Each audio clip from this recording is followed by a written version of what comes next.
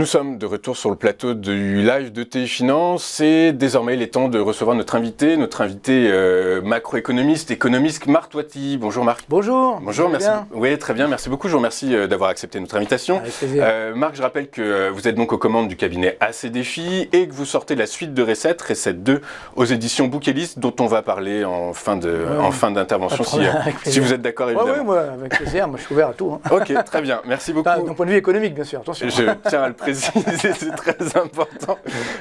Marc qui est prêt à tout d'un point de vue économique. On va commenter avec vous l'intervention d'Emmanuel Macron hier. Emmanuel Macron qui donc fait une croix sur la majorité absolue à l'Assemblée nationale, sur une union nationale, une union gouvernementale nationale. Du coup, ça ajoute énormément d'incertitudes. Quel pourrait être l'impact de ces incertitudes sur la croissance économique ? Je pense que c'est vraiment effectivement le danger. C'est-à-dire qu'on avait déjà les taux d'intérêt qui ont fortement augmenté, les taux d'intérêt des obligations d'État. Vous savez qu'on était à moins 0,4% en janvier 2021. Là, on est monté jusqu'à 2,4%. Donc, ça veut dire 2,8 points de hausse des taux d'intérêt à 10 ans. J'ai vérifié, c'est le plus grave crack obligataire depuis 1994. Mais alors Marc, est-ce qu'on peut parler de crack dans la mesure où finalement c'est une situation normale par non, ça c'est sûr que c'est une situation, c'est un retour à la normale. Moi ce que je comprends pas, c'est quand aujourd'hui on se plaint, par exemple la BCE dit non, il faut que les taux d'intérêt baissent. Mais non, ça n'a pas de sens. Les taux d'intérêt aujourd'hui qui remontent, c'est tout à fait logique au regard de l'augmentation de l'inflation et de l'augmentation de la dette publique. N'oublions pas que les taux d'intérêt à long terme, qu'on appelle donc les taux d'intérêt obligataires, c'est les taux d'intérêt monétaires, donc là effectivement on est à zéro, auxquels on va ajouter des primes de risque. Donc des primes de risque par exemple sur la croissance, donc quand la croissance est positive, ça fait monter effectivement les taux d'intérêt à long terme, ça c'est pas tellement le cas aujourd'hui. Par contre après il y a deux autres primes de risque qui sont l'inflation, donc là on est sur des sommets, 8,1% dans la zone euro, 5,2% en France si on prend les chiffres INSEE et 5,8% avec les chiffres Eurostat.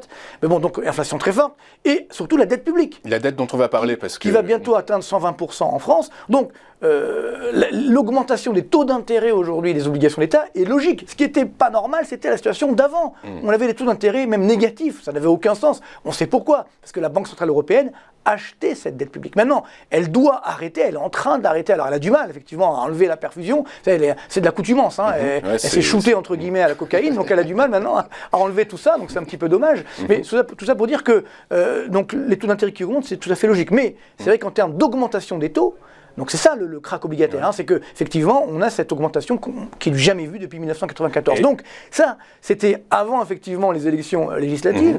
Arrivent ces élections, on se rend compte qu'il y a un risque de crise politique en France. C'est-à-dire, moi je pense que là, bien sûr, pour l'instant, les marchés n'ont pas très bien compris parce qu'ils ne sont pas fortement dans les subtilités de la politique française. A plutôt baissé même d'ailleurs. Oui, parce que la BCE agit toujours. C'est ça qu'il faut faire très attention. Depuis une semaine, la BCE a dit, moi je pense qu'elle a déjà commencé à le faire, même si on ne voit pas trop le détail, elle a déjà commencé à acheter des dettes publiques, évidemment grecques, italiennes, puis également françaises, parce que là, évidemment, il y a des dangers. Mais c'est qu'on se dit, finalement, on va trouver une solution. On est toujours dans ce que j'appelle ce déni de réalité.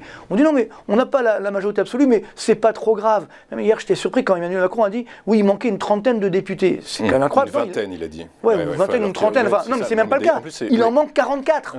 C'est ça. C'est incroyable que le président de la République fasse une telle approximation, parce qu'on a déjà connu ça, bon, pour les plus anciens, comme moi, entre guillemets, en 1988, il y avait eu effectivement une majorité relative. C'était à l'époque avec François Mitterrand, c'était son deuxième mandat, mais il manquait que 14 députés pour avoir la majorité absolue. Donc c'était facile de faire des accords. Et encore, on avait eu, j'ai vérifié, 39-49-3, c'est-à-dire pour empêcher effectivement... Alors que là, il ne peut pas un 49-3 par année, en gros. Voilà, donc, oui, sauf qu'il y a un problème, c'est surtout sur la loi de finances. La loi de finances, justement, qui sera dirigée par qui alors qui va la voter? Parce qu'il manque encore une fois 44 députés. Donc c'est ça la difficulté. Donc... ce qui veut dire que la France est un petit peu bloquée. Donc globalement, déjà on n'a pas fait beaucoup de réformes depuis 40 ans, ou qui ne vont pas forcément dans le bon sens. Enfin les dernières un petit peu, mais pas non plus que ça. Donc ça veut dire que là, effectivement, la France est bloquée. On a des réformes à faire sur la modernisation de l'économie française, sur les retraites, sur le pouvoir d'achat. Comment on va faire tout ça? Donc c'est vrai que pour l'instant, on ne se rend pas trop compte, mais il y a un risque énorme. J'ai titulé ma chronique YouTube cette semaine en disant, est-ce qu'il n'y a pas un risque que la France de 2022 devienne la Grèce de 2012. Oui, je vous ai entendu. Mais c'est ça le problème, parce que... La Grèce, il y avait... Alors, vous avez théoriquement raison, mais il y avait aussi un problème de falsification de comptes, etc. Sûr. Non, mais j'ai fait exprès un petit peu... C'est pour, entre guillemets, je dirais, provoquer. Mais c'est vrai que, faut bien, encore une fois, moi le but c'est d'éveiller un petit peu pour qu'on réagisse. Pourquoi ? Parce que j'ai fait une découverte, enfin je le savais déjà depuis quelques années, mais vous savez que ce qu'on appelle l'actif net de l'État français, ça c'est très intéressant parce que quand on dit qu'une entreprise est en faillite, c'est quand son actif net est négatif. Ça veut dire que si elle a plus de dettes que d'actifs. Voilà. Donc si c'est le cas, on dit bon, l'entreprise, merci, au revoir.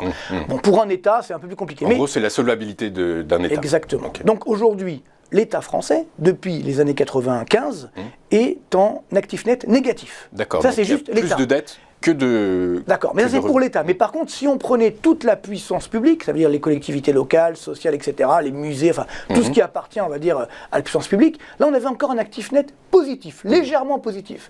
On avait plus de 1000 milliards d'euros il y a quelques années, là on est tombé en 2020 à 180 milliards seulement.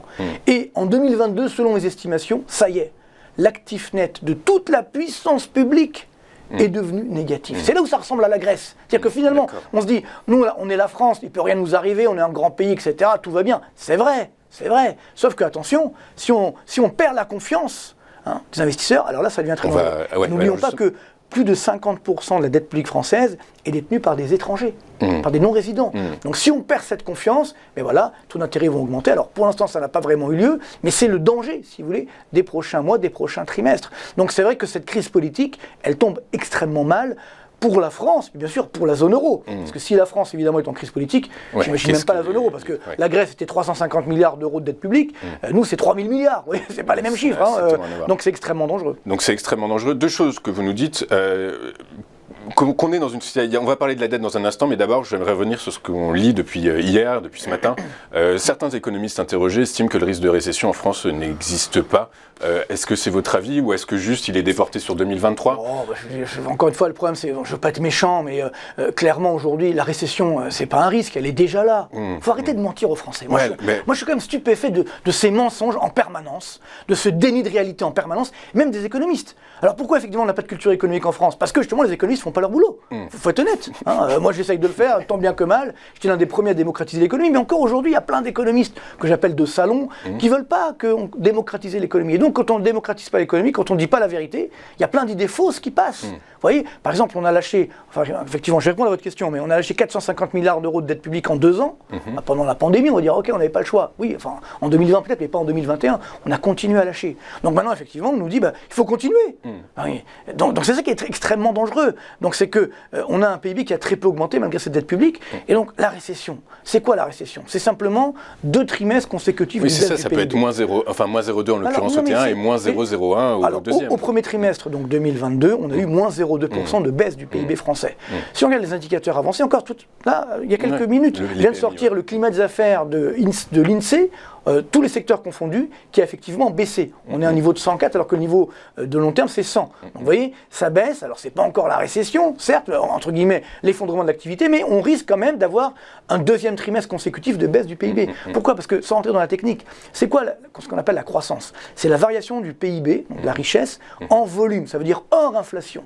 Donc, plus l'inflation augmente, plus effectivement il y a un risque de baisse du PIB. Donc c'est en cela qu'il y a évidemment ce risque de récession. Alors après, bon, on peut chipoter sur les chiffres, on peut même arranger certains chiffres, je ne veux pas mettre en cause, mais néanmoins, c'est vrai qu'aujourd'hui on a... Grèce, on n'est pas en Grèce. Pour l'instant. Mais bon, mais ce que je veux dire par là, c'est que, regardez les chiffres de l'INSEE, j'aime beaucoup l'INSEE, mais la première estimation, rappelez-vous, c'était 0%. Exactement. Là on est à moins 0,2.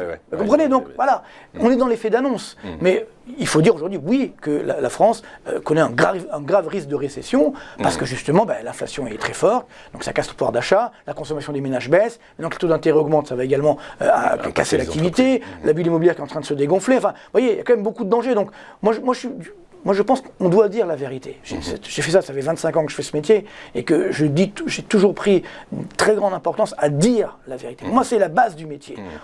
Que les politiques mentent, ok, bon, on a l'habitude, mais que les économistes ou que même les banquiers centreurs mentent ou ne disent pas la vérité, non, c'est pas normal. Il faut dire, effectivement, je veux la vérité. Alors après, bien sûr, il faut faire preuve d'humilité. Et on peut se tromper, etc. Vous tromper comme tout le monde. Comme tout le monde, bien entendu. Mais encore une fois, on est là pour alerter. On est entre guillemets des lanceurs d'alerte. C'est-à-dire que depuis des années que j'annonce qu'il faut faire attention à cette dette publique, etc. Voilà où nous en sommes aujourd'hui. Mais alors justement, en tant que lanceur d'alerte, Marc, quid de la soutenabilité de la dette française? Parce que la Banque de France nous annonce qu'en 2022, elle devrait baisser avec la baisse des prélèvements obligatoires, avec toutes les mesures de soutien au pouvoir d'achat et les plans de relance. C'est théoriquement, mathématiquement, c'est quasiment impossible. Non, mais de toute façon, la dette, elle continue d'augmenter. On aura les chiffres, je crois, demain de la dette publique du premier trimestre en France. Évidemment, elle continue d'augmenter. C'est-à-dire que globalement, aujourd'hui, on a une situation... C'est un rapport qui date de juin. Hein. C'est vraiment, il y a 2 jours qu'ils nous ont publié. Le déni de réalité. Encore une fois, c'est ce que je veux dire. C'est-à-dire que c'est évident que cette dette publique va continuer d'augmenter. Puis en plus, vous savez, on a le ratio de dette publique par rapport au PIB. Donc si le PIB baisse et que la dette augmente, 7%, ça fait évidemment flamber. Donc on va bientôt atteindre, je pense, 120% de dette publique par rapport au PIB. Et surtout, ne l'oubliez pas, à chaque fois que les taux d'intérêt augmentent d'1 point, ça coûte 40 milliards d'euros de surcoût de la dette publique sur 10 ans. Donc là, on a fait 2,8 points. Vous voyez, ça veut dire qu'on est quasiment à 120 milliards d'augmentation du coût de la dette. C'est gigantesque. Et bien sûr, c'est gigantesque. Et alors, en plus, quand on voit que l'actif net est négatif, quand on voit qu'effectivement, on est déjà numéro 1 mondial des impôts, alors où va trouver l'argent? Où est-ce qu'on va chercher le produit, du coup? Est-ce que le produit charge? Où est-ce qu'on va chercher le produit? Et surtout, encore une fois, jusqu'à présent, la dette publique, j'ai dit à plusieurs reprises au gouvernement, à Bruno Le Maire, je lui ai fait attention, vous lâchez trop. Non, vous inquiétez pas, c'est la BCE qui finance. Ok, sauf que maintenant, la BCE, elle va devoir arrêter, ou au moins limiter. Parce qu'elle ne veut pas arrêter, hein. Encore une fois, je l'ai commenté. C'est ça, parce qu'il y a son nouvel outil de défragmentation, en gros. Ça, c'est très dangereux parce que, continue, quoi. Si vous voulez, là aussi, je pense que la BCE, comme toutes les banques centrales, sont les gardiennes du temple. C'est-à-dire, elles doivent justement faire en sorte que sur le long terme, on s'en sorte. Et là, aujourd'hui, la BCE notamment, elle est dans le court-termisme. Alors, c'est vrai qu'il y a maintenant une grande dichotomie entre la Réserve fédérale américaine et la BCE, puisque la Réserve fédérale américaine et la BCE ont fait les mêmes erreurs l'année dernière. En 2021, il fallait arrêter la planche à billets. Je l'ai dit ici même et ailleurs, on ne m'a pas écouté, mais c'est pas grave. On a voulu faire, entre guillemets, continuer la fuite en avant, mais bon. Mais depuis novembre dernier, Jerome Powell, le président de la Réserve fédérale, a dit: je me suis trompé, mais à culpa. Donc depuis, il est en train d'essayer d'inverser la tendance. De récupérer une forme de crédibilité, en fait. Exactement. Parce que l'essentiel, effectivement, du travail des banques centrales, c'est d'assurer la confiance, d'être crédible. Donc là, ce que fait la Réserve fédérale aujourd'hui, elle dit voilà, on a une inflation. Le danger, c'est l'inflation qui dérape. Hein, on est à 8,6% aux États-Unis, 8,1% dans la zone euro, c'est pas tellement très loin. Hein, vous voyez. Et donc, la Fed dit ça, c'est le danger numéro 1. Donc, je casse l'inflation, quitte à faire un petit peu de baisse d'activité, voire une petite récession, et puis après ça redémarrera sur des bases plus saines. Alors que nous, qu'est-ce qu'on fait? On dit non, nous on ne veut pas se faire mal. Donc on continue l'inflation. C'est un truc de fou. Parce que là encore une fois, c'est une fuite en avant. Alors beaucoup disent aujourd'hui, moi je préfère un peu d'inflation, mais plutôt qu'une récession. Mais attendez, vous savez, c'est comme si j'ai Churchill, vous aurez la guerre et la honte, entre guillemets. Là c'est pareil. Quand on a de l'inflation, il ne faut pas mentir aux citoyens. Il faut taper fort tout de suite, en fait. Non, quand on a de l'inflation, la sortie de l'inflation, c'est toujours une récession. Oui, sauf que c'est toujours... Vous aurez les deux. Donc, il y a deux solutions. Soit vous cassez tout de suite l'inflation et vous avez une petite récession, soit vous laissez filer l'inflation et là, vous allez à la fin une très grave récession. Et là, donc, on va vers une très grave récession. Mais c'est exactement ce que fait la BCE aujourd'hui. C'est-à-dire que le fait de dire, la fragmentation... Elle fait pareil que ça va se calmer tout seul, en fait, en réalité. Exactement. C'est-à-dire que le problème là, c'est que globalement, on a une situation où plus les prix augmentent, plus à la fin, ça va casser l'activité. C'est ça, plus personne. Vraiment. Évidemment. Et surtout, encore une fois, ça génère des risques de stabilité sociale et sociétale. Parce que qui souffre le plus de cette inflation, il faut le dire, sont les ménages modestes.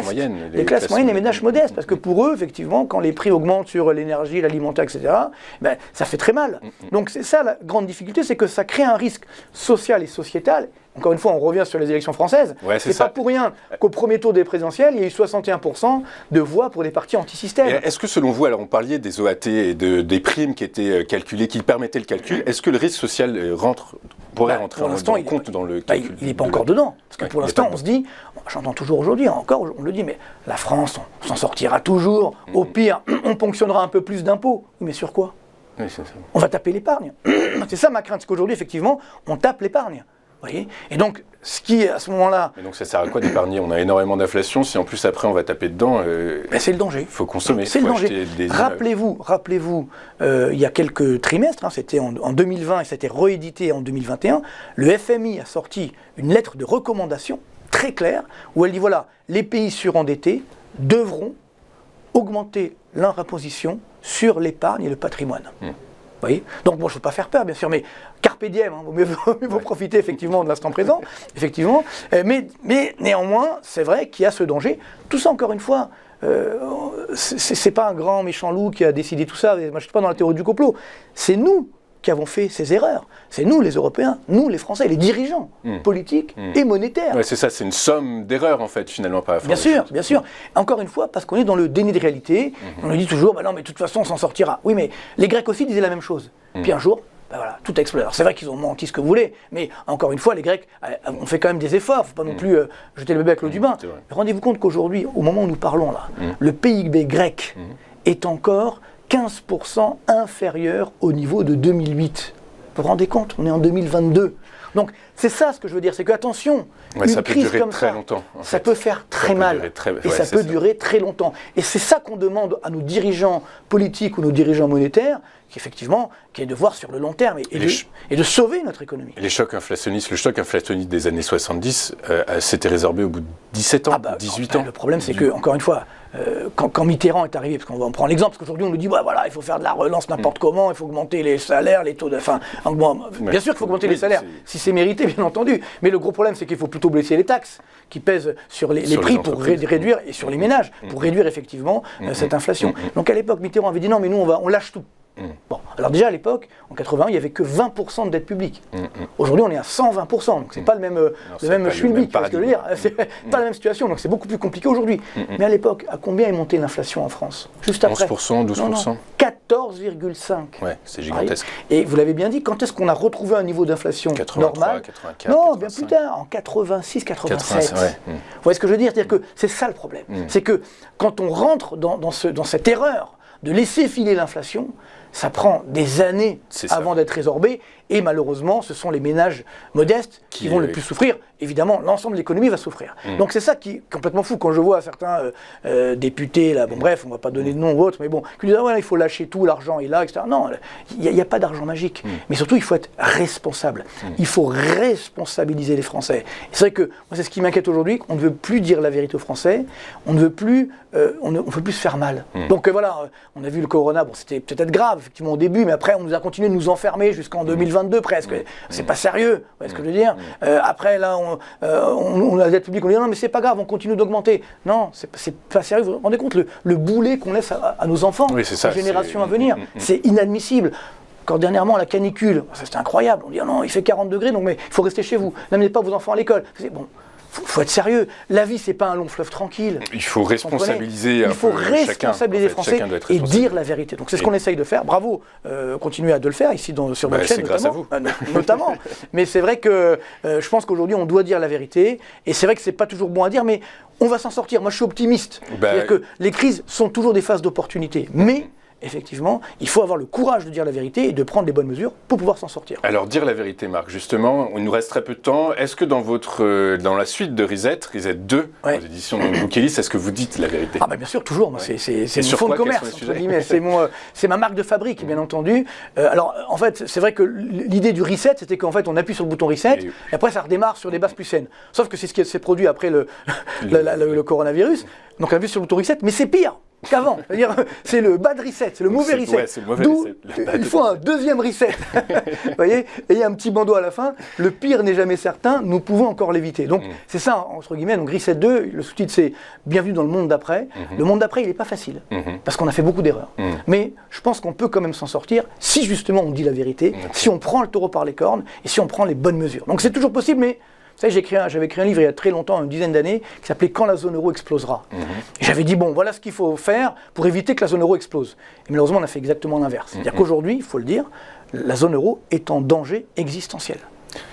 D'un point de vue monétaire, on va dire, d'un point de vue financier. Après, il y a le point de vue social, le point de vue politique. Bien sûr, mais non, mais c'est toute la problématique. Encore une fois, moi, je ne suis pas pour la fin de la zone euro, bien entendu. Ce que j'ai parlé, c'est que, attention, si on continue à faire cette fuite en avant, ce déni de réalité, nous sommes en danger. Donc moi je veux absolument, je fais mon rôle, encore une fois, lanceur d'alerte, on y revient, en disant attention, il faut aujourd'hui regarder la réalité en face, prendre les bonnes mesures, expliquer aussi, parce que ça aussi c'est un grand problème. C'est-à-dire vous savez, le mépris un petit peu, qu'on dit voilà, c'est comme ça, et si vous n'avez pas compris, c'est non. Non, il ne faut pas faire ça. Il faut expliquer, il faut être pédagogique. Faire de la pédagogie. C'est vrai qu'en France, on a une culture économique catastrophique, parce que justement, on n'explique pas assez. Donc il faut expliquer, il faut dire la vérité, il faut montrer, et il faut motiver, effectivement, notamment notre jeunesse. Moi, quand je vois que la moitié des jeunes aujourd'hui en France ont voté pour des partis d'extrême, on va dire, notamment extrême gauche, je me dis, c'est un truc de fou. Moi, j'étais dans une cité HLM d'Orly, donc je sais ce que c'est, là, les difficultés de la vie.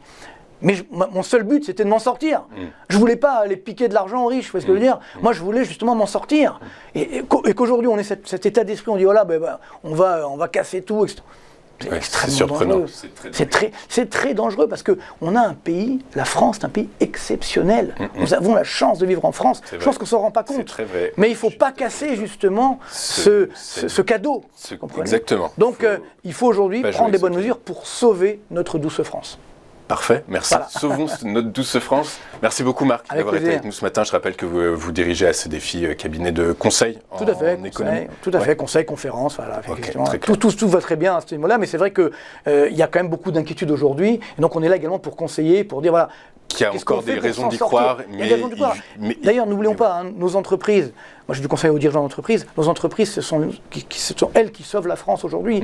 Donc il ne faut pas l'oublier, il ne faut pas vouloir effectivement les matraquer à tout prix. 99% des entreprises françaises ont moins de 250 salariés. Ouais, ça, 97 ont moins de 10 salariés. C'est ça le tissu économique français. Donc quand on dit les entreprises, ce n'est pas le CAC 40, vous comprenez. Donc non, il faut créer du lien social pour, encore une fois, sauver notre France. Ok, très clair. Merci Marc. Merci beaucoup d'avoir été avec nous ce matin.